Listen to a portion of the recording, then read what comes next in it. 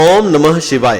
भाइयों और बहनों, अभी तक हमने आपको सभी पुराणों में विशेष शिव पुराण के महात्म्य का वर्णन किया, उसके महत्व को समझाया, शिव पुराण पढ़ने और सुनने से मिलने वाले अद्भुत फलों के बारे में बताया और साथ ही शिव पुराण पढ़ने एवं सुनने की विधि के बारे में भी विस्तार पूर्वक बताया। साथ ही ये भी कि इस महान पुराण को पढ़ते और सुनते समय किन किन सावधानियों का विशेष रूप से ध्यान रखना है। तब हमें कई लोगों ने यह प्रश्न पूछा कि यदि उनसे कोई असावधानी हो जाए तो इसका उत्तर एक प्राचीन कथा में निहित है। चलिए आज आपको वो कथा सुनाते हैं। स्वागत है आपका आस्तिक स्पिरिचुअल सीक्रेट्स में।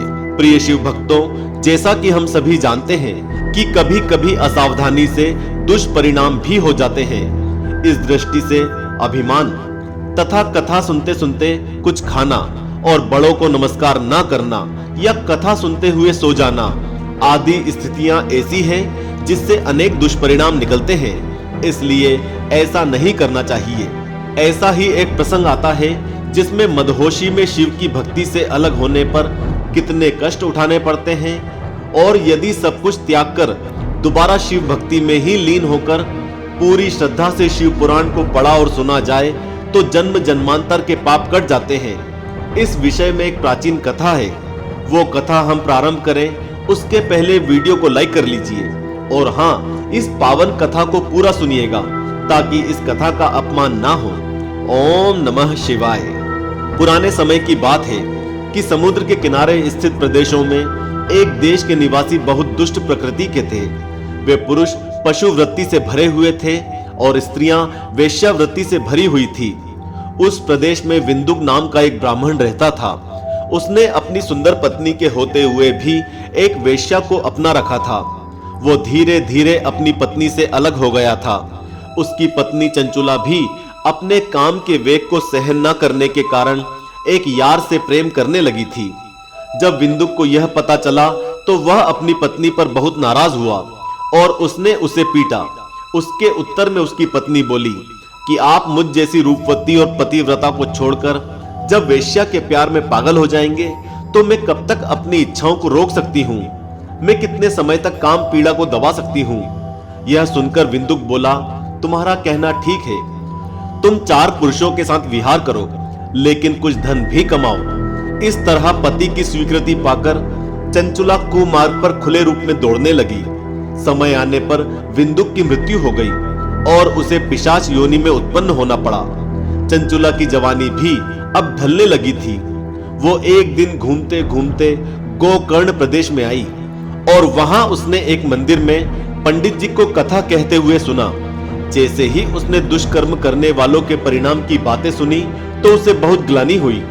कथा के बाद वह ब्राह्मण के चरणों में गिर पड़ी और अपनी मुक्ति का उपाय पूछने लगी। तब ब्राह्मण ने कहा कि शिव पुराण सुनते हुए तुम्हारे मन में पुण्य की जागृति हुई है और चित्त में शांति आने लगी है। अतः इस पुराण को शुरू से लेकर आखिर तक सुनकर तुम्हें पूरी तरह से मुक्ति मिलेगी।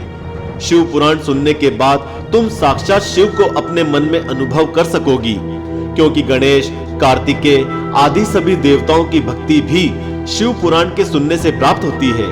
ब्राह्मण की बात सुनकर चंचुला ने उनसे ही शिव पुराण सुनाने की प्रार्थना की और फिर ब्राह्मण के कहने पर चंचुला ने स्नान करके जटावक्कल धारण करके भक्ति पूर्वक शिव पुराण सुनना प्रारंभ किया। चंचुला इस स्तर तक भक्ति में लीन हो गई थी कि उसने शिव पुराण सुनते सुनते ही शरीर का त्याग कर दिया और शिवपुरी में पहुंचकर उमा सहित भगवान शंकर के दर्शन किए। पार्वती ने चंचुला को अपने पास ही बने रहने का वरदान दिया और एक दिन जब चंचुला ने अपने पति के विषय में पूछा तो उसे मालूम हुआ कि विंदुक नरक की कई यातनाएं भोगने के बाद पिशाच योनि में पड़ा हुआ है। चंचुला ने अपनी पति की मुक्ति की प्रार्थना की और तब उसकी प्रार्थना सुनकर भक्तों पर कृपा करने वाली पार्वती ने तुम्बरु गंधर्व को बुलाकर पिशाच योनि में पड़े हुए विंदुक को शिव पुराण सुनाने का आदेश दिया। तुम्बरु विंध्याचल पर्वत पर गया और उसने विंदुक को शिव पुराण सुनाया। तब वहां अनेक श्रोता आ गए। विंदुक का उद्धार हुआ और शिव ने उन्हें अपने गणों में स्थान दिया। देखा भक्तों आपने, जब विंदुक और चंचुला जैसे लोगों के पाप शिव पुराण के पढ़ने या सुनने से कट सकते हैं तो हमारे क्यों नहीं। शिव भक्ति में अपने चित्त को लगाइए और आप पाएंगे कि आपके सभी तरह के कष्ट अपने आप को ही हर ले रहा है। बोलो नमः पार्वती शंकर, हर हर महादेव। अगले वीडियो में हम आपको बताएंगे कि शिवरात्रि की स्थापना कैसे हुई, लेकिन आपसे वो वीडियो मिस ना हो उसके लिए चैनल को अभी सब्सक्राइब कर बेल आइकन दबाकर ऑल वाला नोटिफिकेशन चुनें और साथ ही वीडियो को लाइक करें। इसे ज्यादा से ज्यादा शिव भक्तों के साथ शेयर करें। ओम नमः शिवाय।